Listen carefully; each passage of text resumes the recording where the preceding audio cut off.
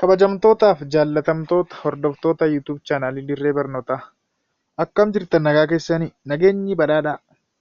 Iddoo jirtanitti lafa jirtanitti nagaan dhabinaa. Kun tuutoriyaalii koorsii Jeneraal Saayikoolojii irratti afaan Oromootiin isiniif kennamudha. Tuutoriyaalii keenya kanaan ammoo kan wajjin laallu paartii 2 chapter 1 koorsichaati. Paartii 2 jalatti kan nuti wajjin laallu waa'ee School of Thoughtidha. School of Thought in Psychology. Kanaaf jalatti sabtoopikii lama cover gochuuf yaalla. The 5 early schools of psychology warra jedhaman Structuralism, Functionalism, akkasuma Gestalt psychology, Behaviorism kan laallu ta'a. Gara boodaarra immoo Modern School of Psychology ilaalla. Psychodynamic perspective ilaalla, Behavioral perspective, Humanistic Perspective, Cognitive Perspective, Biological Perspective fi Socio-cultural Perspective kan laallu ta'a. Hamma dhumatti na faana turaa. Eessayyuu hin deeminaa. School of Thought yommuu jennu maal jechuu keenya? What do you think is School of Thought? In Psychology, Psychology keessatti School of Thought jechuun a system of thinking about human behavior. School of Thought is a system of thinking about human behavior. Waa'ee amala namaa yaaduudha. Waa'ee amala namaa yaaduudha. School of Thought yommuu jennu Psychology keessatti jechuudha. Kanaaf School of Thoughtiin kunniin modernii fi early yookaan old School of Thought warreen jennuun kun waa'ee amala namaa kana yaadu jechuudha. Waa'ee amala namaa kana yaadu. Systematically waa'ee amala namaa yaadu. Kanaaf as jalatti School of Thought'iiwwan kanneen kan laallu ta'a. Hamma dhumaatti na faana tura. The 5 early School of Psychology. Inni jalqabaa Structuralismidha. Early School of Psychology keessaa jechuudha. Structuralismiin Psychology akkamitti ilaalu warri Structuralism founded godhan. Psychology is the study of structure of mind. Psychology'n jedhu waa'ee structure yookaan caaseffama sammuu namaa kan qo'atudha. Sammuun namaa elementiiwwan kanneen akka sensationii, imeejii fi feelingii of keessaa qaba. Kanaaf gooliin structuralismii maalidha? Elementiiwwan kanneen analyze gochuudha, xiinxaluudha, adda baasuudha. Kanaaf Psychology'n waa'ee caaseffama sammuu namaa kan qo'atudha jedhu Structuralism'n jechuudha. The study of structure of mind. Founderiin Structuralism Edward Titchener fa'adha. Yaada eenyu irratti kan isaan bees ta'ani? Yaada William Wundt irratti kan isaan bees ta'ani. William Wundt meetodiin inni fayyadame yommuu Psychology akka disipiliinii tokkotti establish godhu introspection methodidha jennee turre. Kanaaf structuralismoonnis warri structuralismii warri found godhe kan warri hundeesse yaada Wundt irratti hundaa'uudhaan methodii introspection yookaan looking inward into our consciousness. Sammuu keenya isa dammaqaa jechuu keenya consciousness. Gara sammuu keenya isa dammaqaa kana sammuu keenya isa dammaqaa kanaan gad fageessinee yaadu. Meetodii kana fayyadaman jechuudha. Inni lammaffaan early school of psychology'n functionalismidha. Ammas akkuma maqaa isaa irraa hubattan baay'ee asitti structuralism gaaf jennu structure of the mind maqumti isaa iyyuu ibsa jechuudha. Functionalism'nis function of the mindidha. Psychology is study of function of the mind. Psychology'n qo'annoo wanta sammuun namaa hojjetu yookaan functionii sammuu kan qo'atudha jedhu.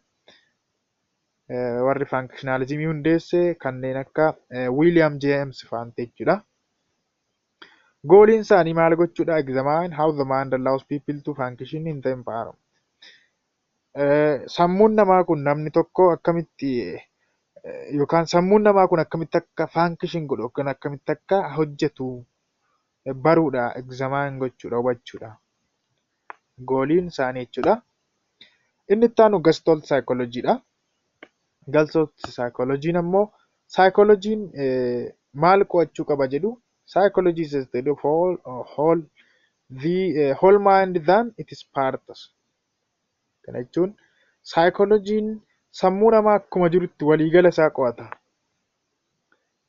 Whole mind than its parts. Paartiitti qoodee utuu hin taane akka structuralismoonni jedhan paartiitti isaan asitti structure of the mind paartiidhaan adda adda baasanii elementiiwwan sammuu namaa sensation, imeejii fi fiilingii warra ta'an analyze gochuudha psychology'n qo'annoo akkasiitti jedhu isaan. Gestalt psychology'n garuu sammuu namaa kana walumaa gala isaa qo'achuudha. The whole mind. Principle'n isaa maalidha? The whole is greater than the sum of its parts kan jedhudha. Jechuun waan tokko adda adda baasnee structure isaatti, elementii isaatti adda adda baasnee qo'achuuf walumaa gala isaa guutuu isaa qo'achuudha. Kanaaf sammuu namaas structure isaa qo'achuurra walumaa gala sammuu namaa qo'achuudha. Psychology'n walumaa gala sammuu namaa kan qo'atudha jedha. Founderiin Gestalt psychology Max Wertheimer fi kolleejjiiwwan isaa yookaan warra isaa wajjin hojjetu hiriyoota isaati. Max Wertheimer jalqabatti kan waamamu Gestalt psychology keessatti. Gooliin isaanii maal gochuudha? Sensory activity kana walumaa gala sensory activity fi organization relationship isaan gidduu jiru. Relationship yookaan hariiroo sensory activity gidduu jiru qo'achuudha jechuudha kaayyoon isaanii yookaan gooliin isaanii. Egaa kunniin sadeen hundi isaanii jechuunis structuralism, functionalism fi Gestalt psychology'n hundi isaanii kan isaan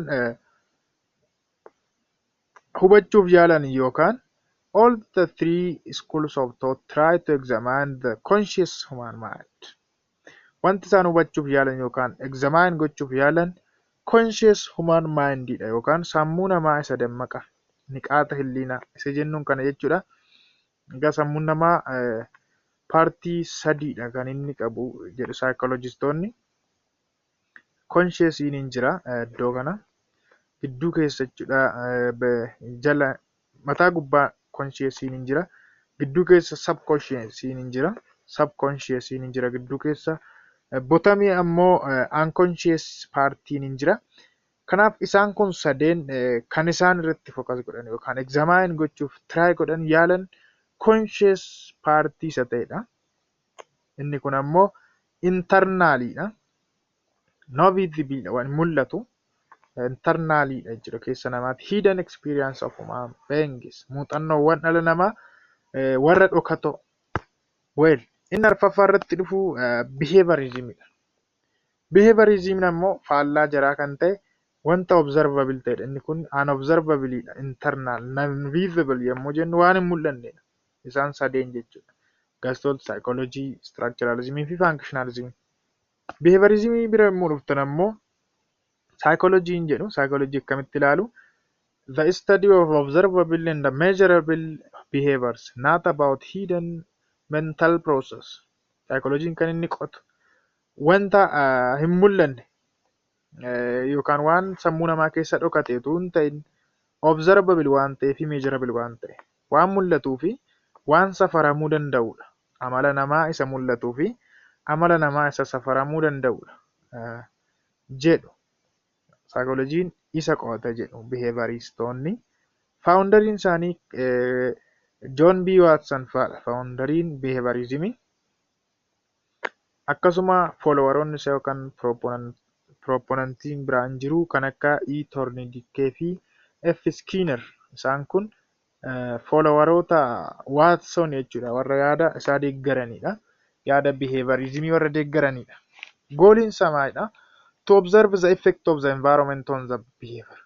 Environment yookaan naannoon amala namaa irratti yookaan behaviorii namaa irratti dhiibbaa inni qabu, effectii inni qabu observe gochuudha, hubachuudha, baruudha. Meetodiin isaan fayyadaman observation and experimentidha. Laaluu fi observation yommuu jennu laaluudhumaan to'achuudhaan jechuudha. Experiment yommuu jennu ammoo yaaliidhaan meetidii kana fayyadamu. Egaa hundi isaanii kunniin arfan isaanii wanti tokko isaan godhu maalidha? All the four schools of thought discussed so far were focusing on human mind and behavior as conscious experience. Conscious experience jechuudha.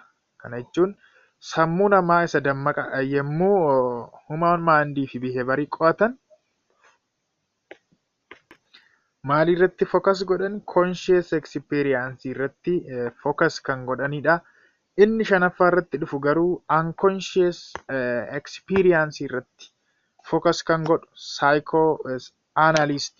psychoanalystidha. Early schools of psychology inni shanaffaan jechuudha. Fi inni gara dhumaa irratti ilaallu suma kanadha. Psychoanalystiin ammoo psychologiin waa'ee maalii qo'achuu qaba jedhu. Akka behavioristoonni Gestalt psychology, structuralism, functionalism jedhan conscious experience utuu hin taane psychologiin kan inni qo'achuu qabu jedhu. Unconscious partidha. Unconscious partii isa ta'edha jedhu. Isawee akkuma sila isiniin jedhee sammuun namaa paartii sadi qaba jedhu. Psychologistoonni jechuudha. Paartiin inni iceberg ta'e mental iceberg inni jennuun kun jechuudha. Yookaan types of mental iceberg kan jennuun consciousdha. Inni kun consciousdha jechuudha. Gidduu kana keessa subconscioustu jira. Subconsciousin jira. Jala kana unconsciousin jira jechuudha. Kanaaf akka psychoanalystiitti psychologiin kan inni qo'atu paartii isa kami? Unconscious isa ta'e yookaan bottomii isa ta'e jechuudha. Jala isa jiru kan ilaalla sirriitti. Psychodynamicsii keessatti sirriitti ilaalla. Waa'ee paartiiwwan kanneen jechuudha. Malee jedhu psychoanalystoonni sammuun psychologiin kan inni qo'atu not the types of mental iceberg. Types of mental iceberg kan jennuun kun egaa conscious partii isa ta'e kanadha jechuudha. Mental types mataa gubbaa isa ta'e. Kanaaf waa'ee isaa miti psychologiin kan inni qo'atu jedhu. Kana jechuun conscious miti unconsciousdha psychologiin kan inni qo'atu. Psychoanalystii kan hundeesse Sigmund Freud fa'adha. Akkasuma followeroonni isaa kan biraallee jiru. Sigmund Freud wanta Sigmund Freud analyze godhe keessaa tokko maalinni? Some physical illness of hysteria patients as emotional non-physical cases. Amma kaa waa'ee unconscious partii kana waa jechuuf jenna. Namoonni tokko physical case miti dhukkubni isaanii. Kana jechuun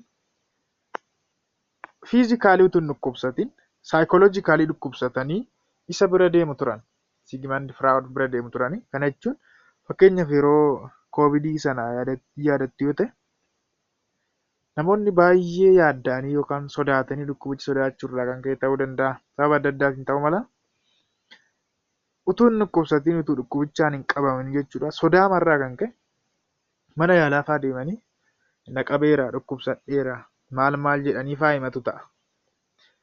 Dhukkubni isaanii garuu keessiinsa maaliin turre nan fiizikaalidha yookaan dhuguma hin dhukkubsane dhukkubichi isaan qabee miti jechuudha. Maaliif sodaarraa kan ka'e psychologically dhukkubsatan. Kanaaf maal jedhee waame isa kanaani hysteriaadha baay'isoo inni kun hysteria jedhama. Hysteria yommuu jennu physically utuu hin dhukkubsatin psychologically yeroo namoonni dhukkubsatan jechuu ka'e. Sigmund Freud maal jedhaan isa kanaan conversion reaction yookaan illness due to conversion of emotional problem. Dhukkubni kun sababii maaliitiin dhufe? Sababii emotional problemiitiin yookaan psychologicalidha. Yaadda'uurraa kan ka'e, emotion irraa kan ka'edha malee dhuguma dhukkubsataniiti miti, physical case miti. Well, he also underscored that the conflicts and emotional traumas that had occurred in early childhood can be hidden or unconscious and then will remain to affect later behavior. Akkasuma wanti inni hubate Sigmund Freud jechuudha. Konfliktii fi emotional trauma yommuu jennu, traumaawwan tokko tokko fakkeenyaaf yeroo daa'imummaa keenyatti balaawwan nurra ga'an jechuunis early childhood yeroo daa'imummaa keenyatti balaan nurra ga'e tokko unconscious kana keessa dhokate jechuudha. Unconscious kana keessa dhokate taa'a. Booda maal nu godhaa? Amala keenya irratti dhiibbaa uumaa. Yommuu guddanne jechuudha. Amala keenya maal godhaa? Affect godhaa. Fakkeenyaaf daa'imni tokko shamarran fakkeenya fudhannaa. Shamarran tokko daa'imummaa isaaniitti gudeedamanii jechuudha. Daa'imummaa isaaniitti dirqisiifamaniitu gudeedamanii gaafa guddatan akka tiruumaa tokkotti jechuudha. Balaa isaanirra ga'eedha. Gaafa guddatan inni isaan daa'imummaatti isaanirra ga'e sun amala isaanii maal godha? Affect godha. Fakkeenya biraa immoo balaa wayii isinirra ga'e, balaa konkolaataa ta'uu danda'a. Daa'imummaa keessanitti balaan akkasii isinirra ga'e utuu irraa haftanii dandamattanii gaafa guddatan tiruumaan sun yookaan balaan isinirra ga'e sun amala keessan affect godha. Wantoonni akkasii amala namaa wantoonni childhooditti yookaan yeroo daa'imummaatti nurra ga'an amala keenya boodaa irratti dhiibbaa fiduu kan jedhullee argateera jechuudha. Sigmund Freud yaada akkasii propose godhe. Gooliin isaa maalidha yommuu jennu, gooliin warra psychoanalyst to uncover the hidden wishes, hawwi keessa keenya jiru baasnee mul'isu, passions and guilty secrets, unspeakable yearnings and conflict between desire and hundumti isaanii isaan kunniin unconscious mindii keenya keessa, paartii sammuu keenya unconscious paartii kana keessa dhokatanii taa'u. Fakkeenyaaf guilty secret yommuu fudhattan miira balleessummaa wanta tokko hojjettanii waan gaarii hin ta'e tokko hojjettanii miirri balleessummaa wayii keessa keessanitti unconscious keessa taa'e dhokatee taa'e jechuudha. Kanaaf isaan maal gochuudha? Waan akkasii akkasiisa. Unspeakable yearnings, hawwiiwwan dubbachuun barbaannu garuu hawwiiwwan waan baay'ee hawwinee jirra keessa keenyatti.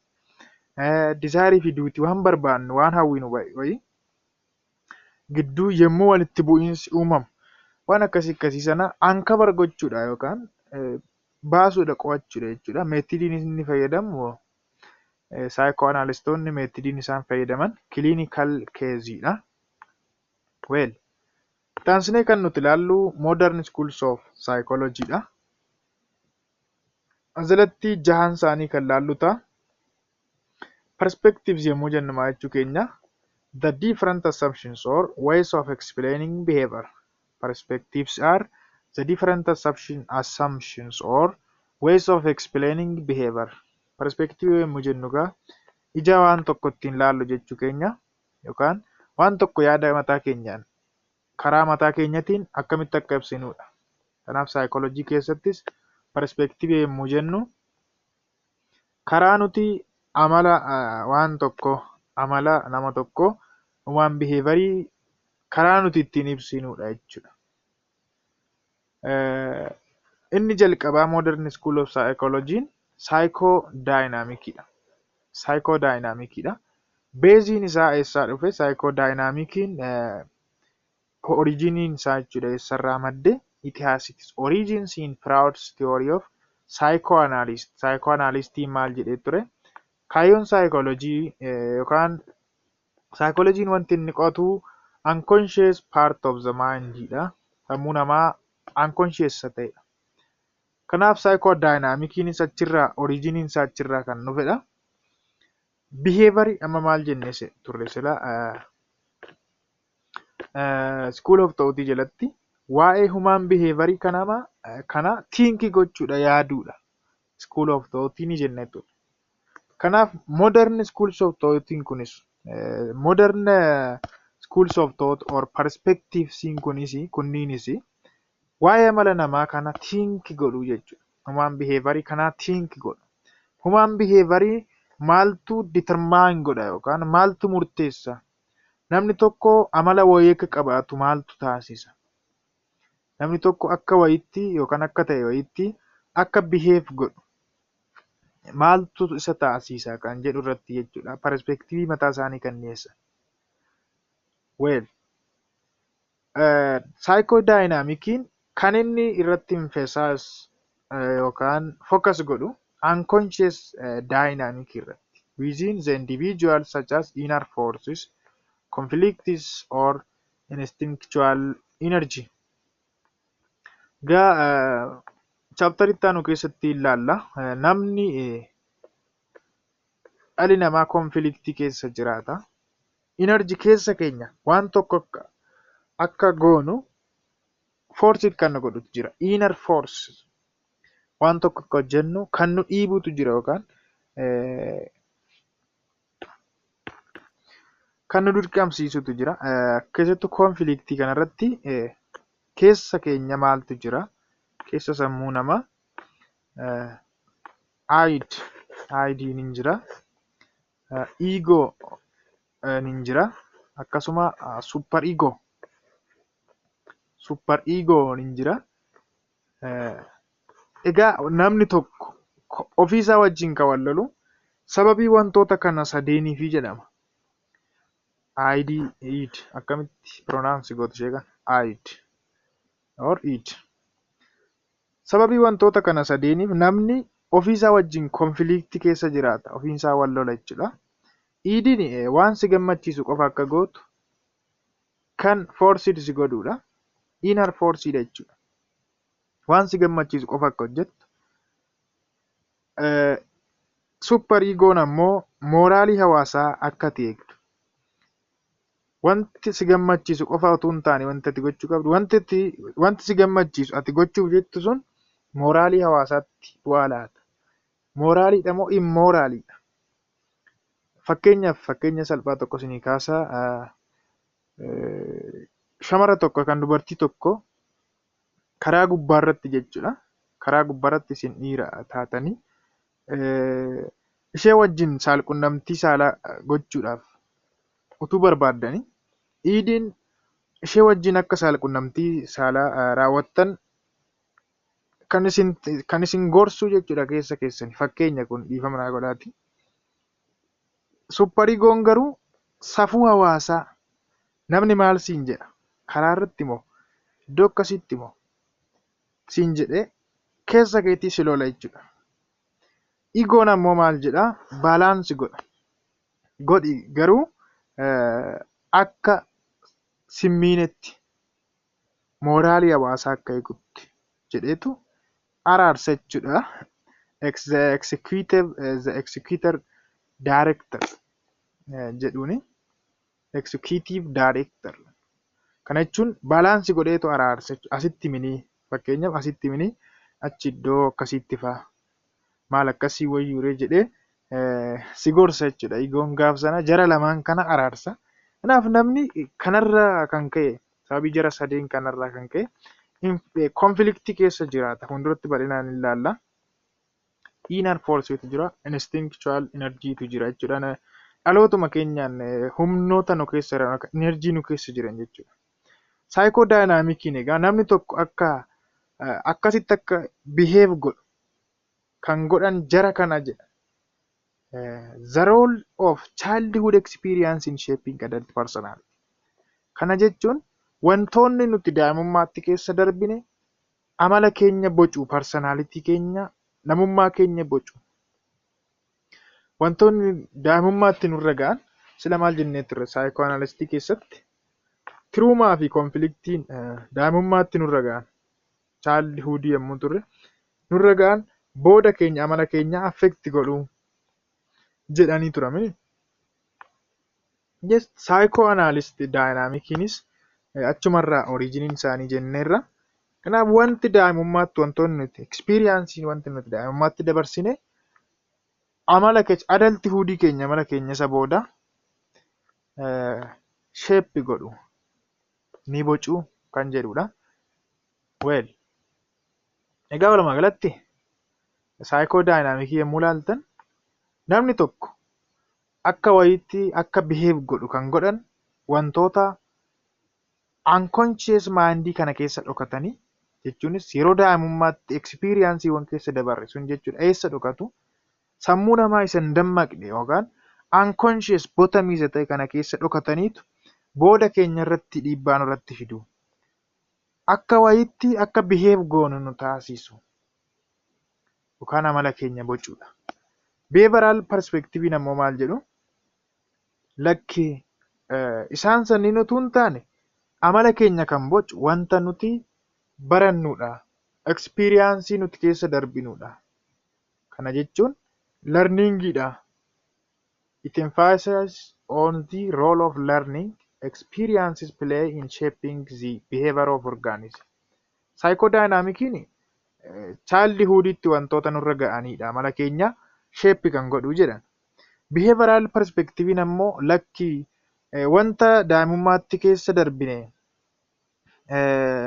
sana utuu hin taane amala keenya kan shape godhu experienceewwan muuxannoo guyyaa guyyaatti keessa dabarrutu amala keenya shape godha. Waan nuti barannu learning yommuu jennu boqonnaa 3 keessatti ilaalla. Informaali fi formaali learning yommuu jennu baay'isaa yaadisuma mana barumsaatti barannu qofa yaadina.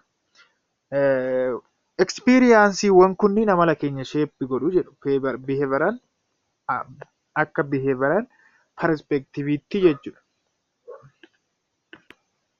It is concerned with how the environment affects the person's action. Environmentiin yookaan naannoon akkamitti akka amala keenya gocha keenya affect godhu irratti kan isaan emphasize godhan jechuudha. Behavioral perspective warri deeggaran. Behaviorists focus on the environment conditions, environment fakkeenya fi rewardii fi punishmentii paartiiwwan itti aanan keessatti ilaalla.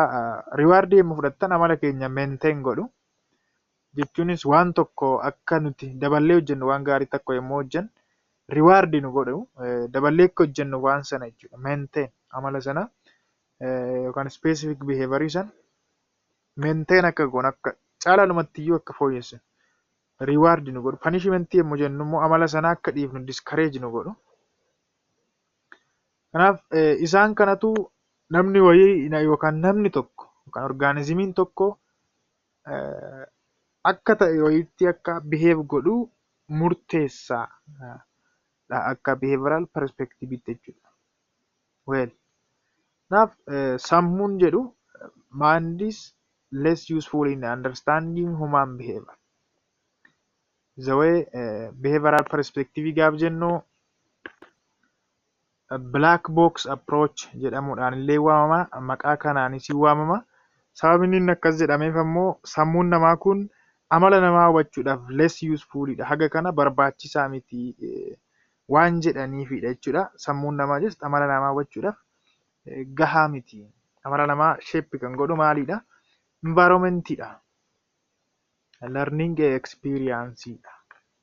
This means behaviorists are only interested in effects of the environment. Yommuu jennu environmentiin amala keenya akkamitti akka affect godhu input jechuudha. Malee output irratti mini kan isaan focus godhan behavioristoonni jechuudha. Modern schools of psychology yookaan perspectiviin sadaffaan humanistic perspective. Akka humanistic perspective ammoo amala namaa tokko kan determine godhu maalidha?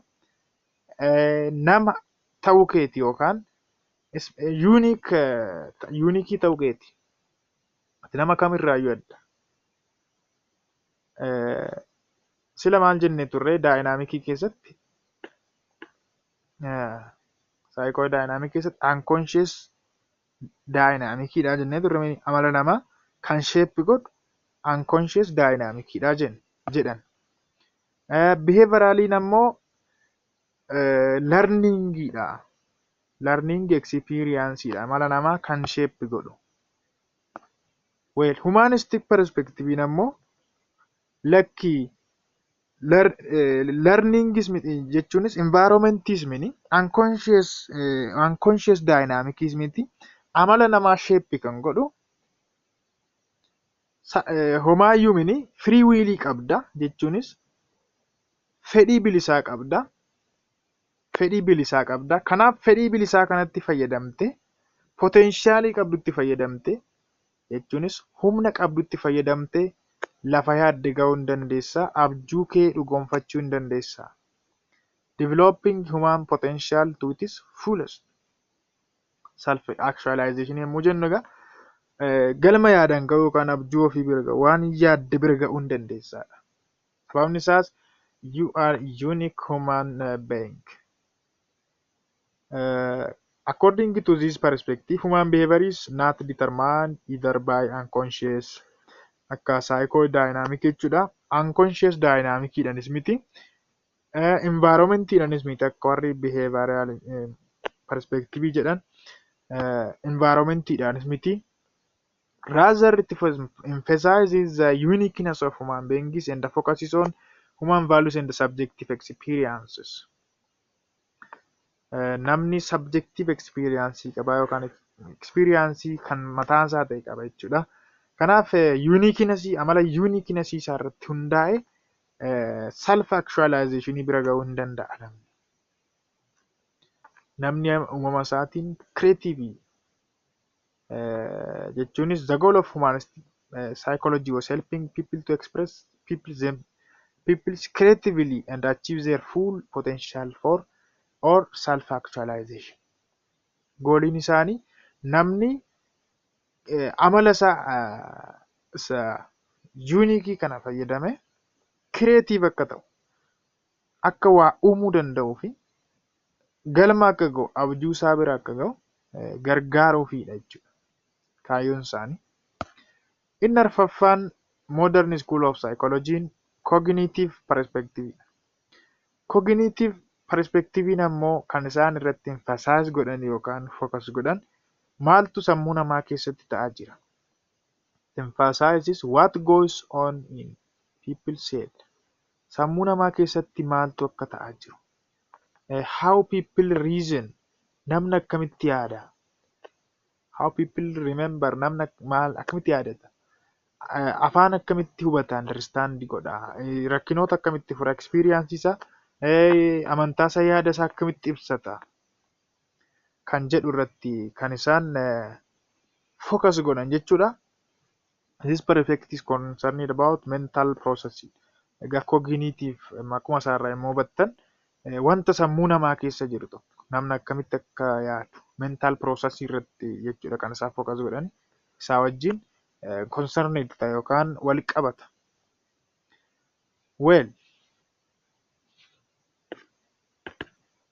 kanaaf amala namaa tokko affect gochuu kan danda'u maalidha? Akkaataa namni itti yaaduudha yookaan akkaataa namni itti waan tokko ibsudha. The most important contribution of this perspective has been to show how people's thoughts and explanations affect their actions, feelings, and choices. Kanaaf wanta ati yaaddu, sammuu kee keessatti wanta ati yaaddu maal gochuu danda'a? Actioniiwwan kee affect gochuu hin danda'a. Feelingii kee, even filannoo kee affect gochuu hin danda'a. Akka cognitive perspective itti. Inni shanaffaan modern school of psychology yookaan perspective inni shanaffaan biological perspective.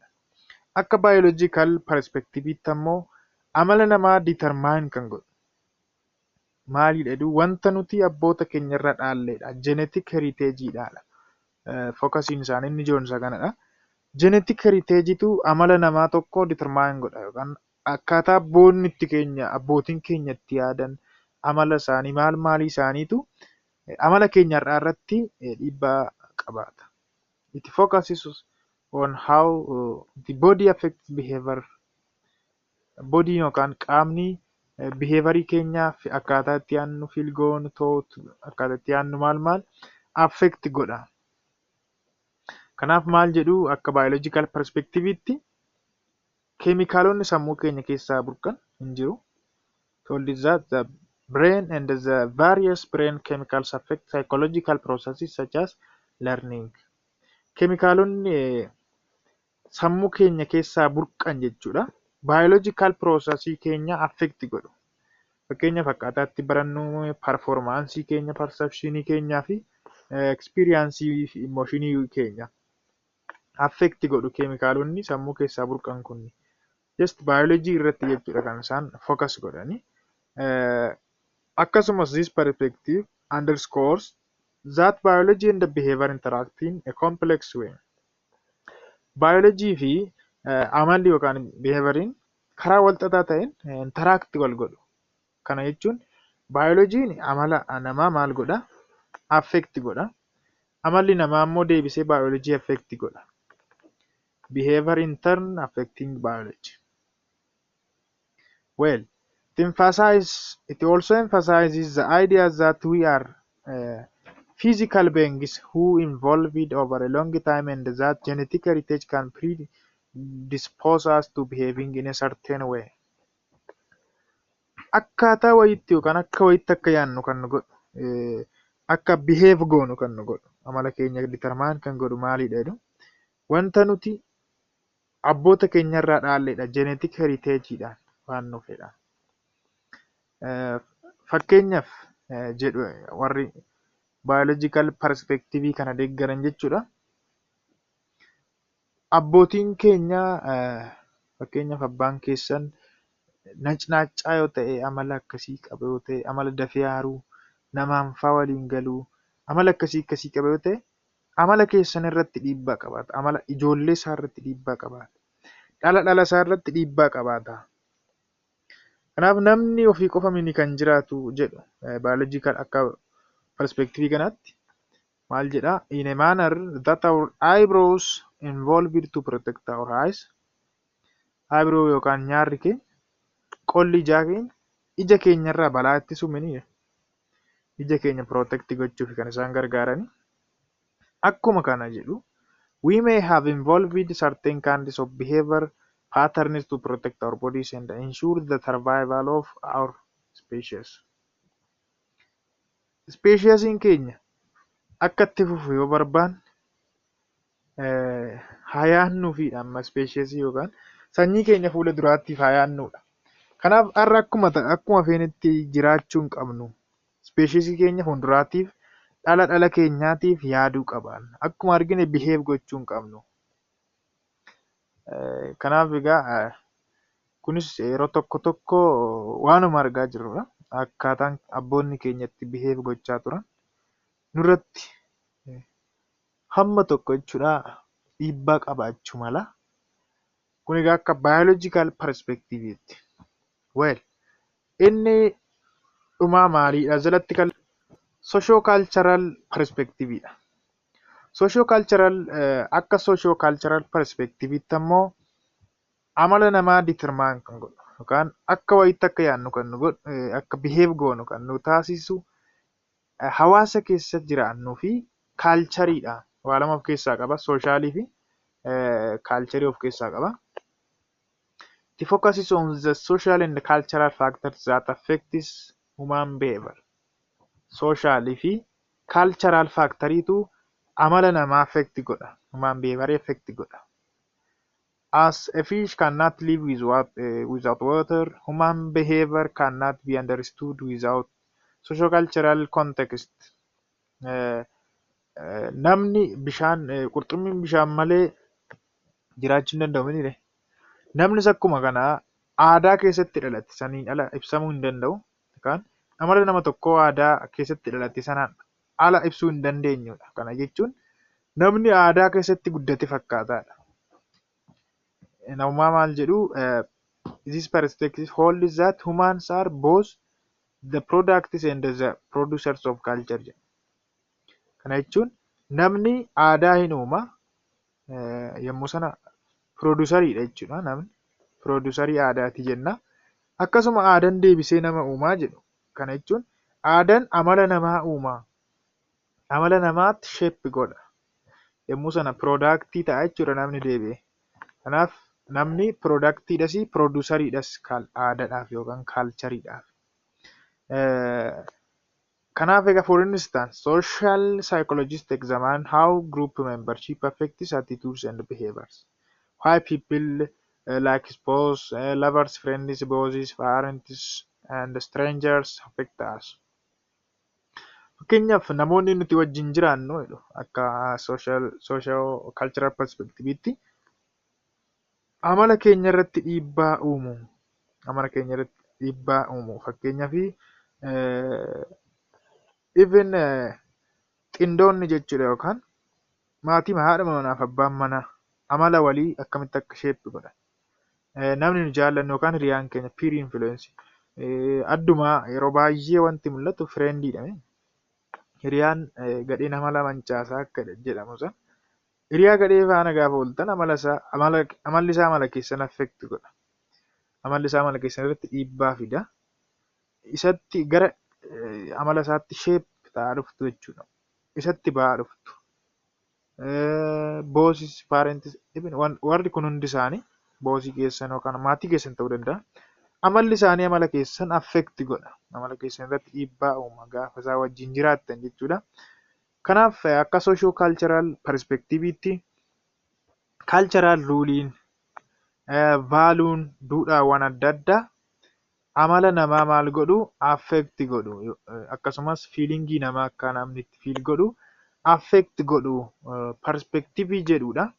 Walumaa gala modern school of psychology fi early school of psychology walumaa gala akka kanatti ilaalle tutoriyaaliin keenya irraa gabaabatti kana fakkaatti. YouTube channel keenya subscribe warri hin goone, maatii keenya warri hin taane subscribe godhaa please. Video kana immoo like godhaa. Yaada yoo qabaattan commentii jalatti nuuf kaa'aa. Hiriyoota keessaniif share godhaa fi ulfaadhaa. Galatoomaa. Paartii itti aanutti wal arginaa. Nagaan naa turaa. Bye bye.